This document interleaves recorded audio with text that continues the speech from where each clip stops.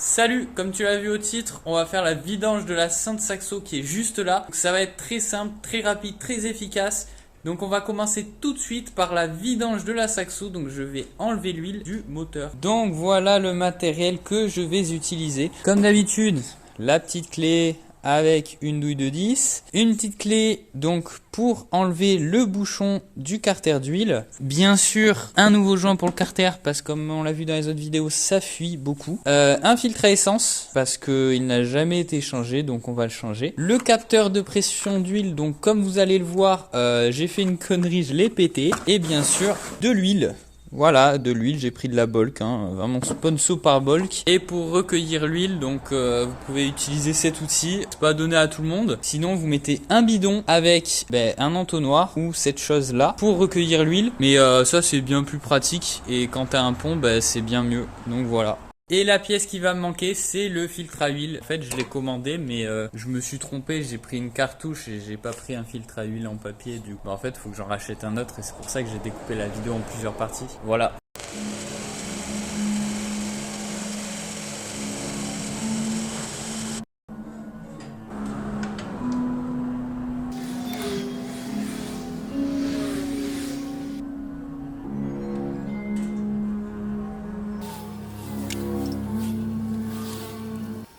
Maintenant, ce que je vais faire, c'est que je vais attendre que ça se vide et je vais démonter le carter d'huile pour changer le joint. Et c'est parti. Donc, du coup, ce qu'on va faire maintenant, ça se vide, on va dévisser le carter. Bon, je dois enlever la ligne. Et voilà, je sais pas aligner. Mais je nettoierai.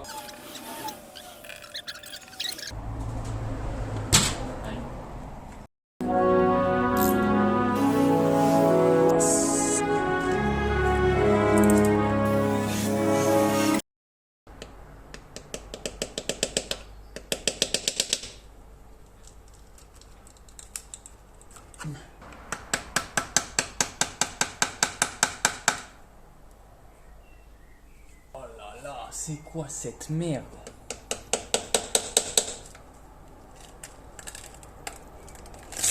Oh.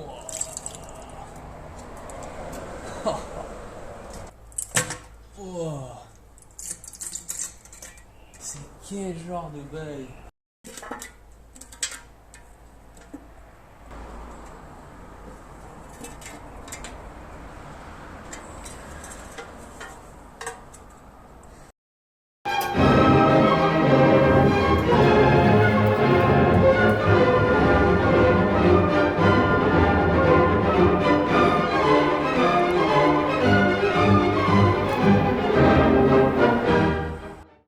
Ça fait 2 heures que je suis en train de nettoyer le carter, c'est une catastrophe, là il est tout nickel.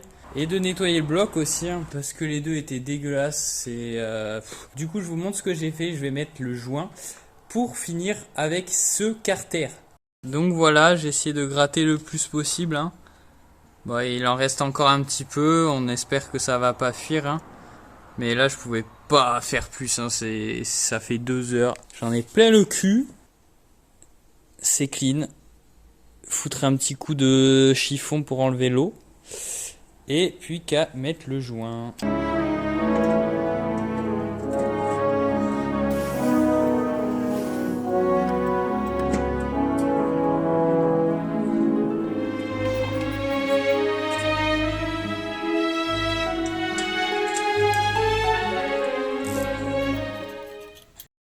Voilà, donc là, le carter, il est remis. Le nouveau joint a l'air vraiment bien mieux que la pâte de merde qu'ils avaient mis. Donc, au final, pour quelque chose comme d'habitude, quand on se lance en mécanique, qui devait durer 15 à 1 heure, je sais pas, à peu près 1 heure, j'ai mis 3 heures pour un truc.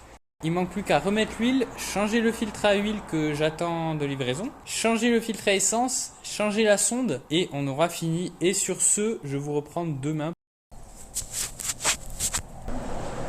Bah du coup jour 2, maintenant on va remplir l'huile comme prévu. Ce qu'on fait c'est qu'on prend le bidon d'huile, on fout là, on enlève la jauge, normalement il n'y a rien du tout, nickel. Alors pour un moteur de Saxo 1,1 litre, du coup c'est 3,5 litres d'huile.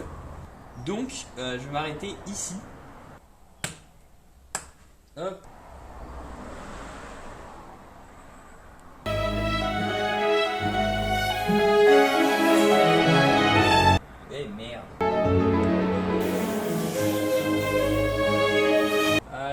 être pas mal. Voilà, j'ai mis que 3 litres. Faut laisser le temps que tout coule au fond du carter et après que tout soit mélangé. Et on devrait avoir pile le bon niveau. Donc voilà, c'est nickel. Ça y est, on se retrouve donc 2 semaines après. Comme on peut le voir, la magie de YouTube, beaucoup de choses ont changé. J'ai enfin reçu le filtre à huile où je m'étais trompé dans la commande. Donc il est là, magnifique. Et on va finir enfin cette vidange. Donc il aura duré 2 semaines, c'est fou. Comme d'habitude, qu'est-ce qu'il faut? Un petit peu d'huile, une douille de 27, une petite clé et le filtre à huile avec le joint. Et voilà, sur ce type de moteur, moi j'avais commandé une cartouche sans regarder, alors je suis trop con, alors c'était pas une cartouche, c'était le filtre. Donc c'est là, il va falloir l'enlever. Comme d'habitude, on protège en dessous parce que l'huile, il y en a un peu qui va couler. On va le démonter, on va nettoyer, on va changer le filtre à l'intérieur, on va le remettre. Et c'est aussi simple que ça.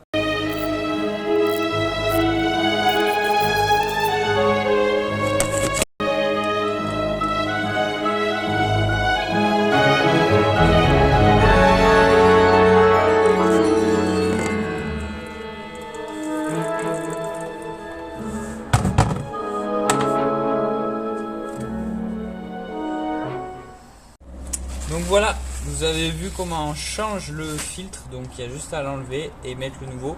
Donc là on a pu voir, j'ai dû le balancer parce que le filtre était pourri mais il s'est désagrégé. Donc là je suis en train d'enlever l'ancien joint. On enlève l'ancien joint, on remet le nouveau, on met le nouveau et on remonte. Et c'est aussi simple que ça.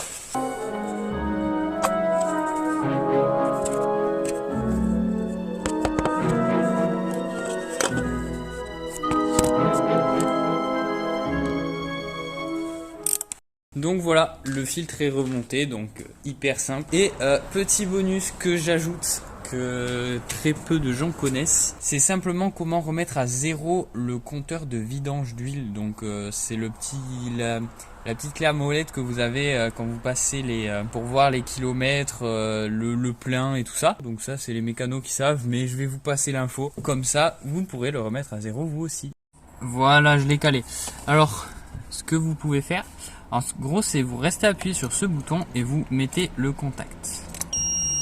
Voilà, et là vous avez un compteur qui s'affiche, un petit compte à rebours. Voilà, 0. On lâche, on éteint, on remet le contact normal et voilà, il est remis à 0, 15 000 alors qu'il restait 6 000 la dernière fois. Donc voilà, hyper simple. On va refaire. Donc là je remets le contact et vous voyez c'est bien 15 000. Donc voilà, c'était le petit bonus. Alors du coup ce qu'on va faire maintenant c'est changer le filtre à essence. Donc c'est assez simple dans la théorie. On va appuyer sur ce bouton pour faire sortir le filtre. C'est pas très pratique. Vous avez un bouton là qu'il va falloir appuyer, un bouton là et un autre juste là. Et il faut appuyer dessus pour le faire sortir.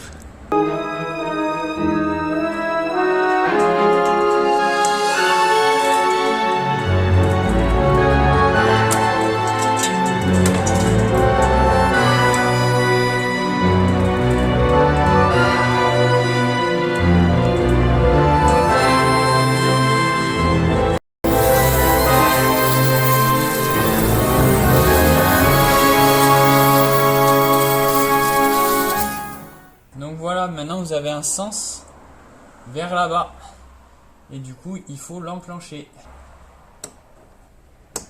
Hop, hop, hop, et le dernier, hop, et voilà, tout neuf. Donc voilà, le filtre à essence c'était hyper simple, donc il y avait juste les 2 tiges à enlever comme je vous avais expliqué. Le seul petit conseil c'est porter des lunettes si vous voulez le faire vous-même. Moi je l'ai pas fait parce que je suis sur un pont et je le savais, mais si c'est la première fois faites attention parce que l'essence elle peut vite arriver dans les yeux et c'est très dangereux. Donc voilà, j'ai bien fait de le changer parce que l'essence était noire quand elle sortait de l'autre côté, donc c'est grave. Donc voilà, j'ai bien tout nettoyé, les connecteurs comme vous l'avez vu.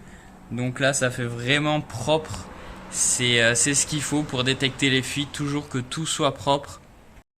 Donc maintenant je vais changer cette sonde qui est là, comme vous pouvez le voir elle est pétée. Donc je vais l'enlever, je vais mettre la nouvelle. Je vais chercher une douille de vin, j'espère que c'est ça. Non c'est du 21 en plus que j'ai pris. Et ça passe pas. Bon bah du coup je repars. C'est pas du 21, ça doit être du 22. Bon du coup je suis allé chercher une douille de 22 et on va voir si c'est ça. Oh oui, allez, c'est ça, nickel, on est content. Ah putain. What? Oh mais elle était pas serrée, c'est aberrant.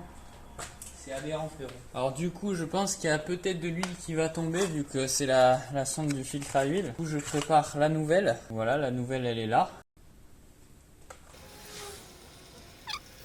Voilà, j'avais préparé le coup, je l'avais mis en dessous et on va le laisser couler.